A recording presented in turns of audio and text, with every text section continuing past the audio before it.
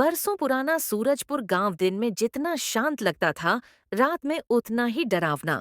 गांव के बाहर एक टूटा फूटा पीपल का पेड़ था, जिसके बारे में कहा जाता था कि वहां आधी रात को किसी औरत की परछाई घूमती है। लोग उस रास्ते से सूरज ढलते ही जाना छोड़ देते थे। राहुल, जो शहर से पढ़ाई पूरी कर गांव लौटा था, इन बातों पर हंसता था। एक रात उसने ठान लिया कि वह सच जानकर रहेगा। हाथ में मोबाइल और टॉर्च लेकर वह पीपल के पेड़ की तरफ बढ़ा।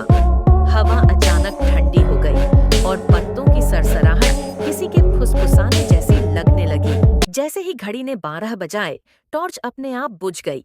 राहुल का दिल जोर जोर से धड़कने लगा। तभी उसके कानों में एक धीमी आवाज आई, राहुल, तुम आ गए। वह चौंक गया। ये आवाज उसकी माँ जैसी थी, जबकि माँ घर पर सो रही थी। डर के मारे उसके पैर जम गए। अचानक पेड़ के पीछे से एक सफेद साड़ी पहने औरत निकली। उसके बाल चेहरे पर बिखरे थे और आंखें पूरी तरह काली। राहुल पीछे हटने लगा, लेकिन जमीन पर कुछ गीला सा महसूस हुआ। नीचे देखा तो खून। उसने दौड़ने की कोशिश की, मगर पैर जैसे किसी ने पकड़ लिए हों।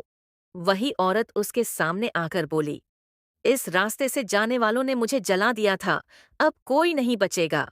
अचानक गांव की घंटी बजने लगी। आवाज सुनते ही वह औरत चीखने लगी और धुएं में बदल गई। राहुल बेहोश होकर गिर पड़ा। सुबह गांव वाले उसे उसी पेड़ के नीचे मिले। होश आने पर वह कांपते हुए बोला, वो सच है। गांव के बुजुर्ग ने गहरी सांस लेकर कहा, यह आत्मा उस औरत की है जिसे सालों पहले जिंदा जला दिया गया था। जब तक कोई उसकी कहानी सच नहीं बताएगा, वह भटकती रहेगी।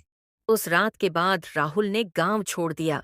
लेकिन आज भी जब भी कोई उस रास्ते से गुजरता है, उसे पीछे से किसी के कदमों की आवाज और वही फुसफुसाहट सुनाई देती है।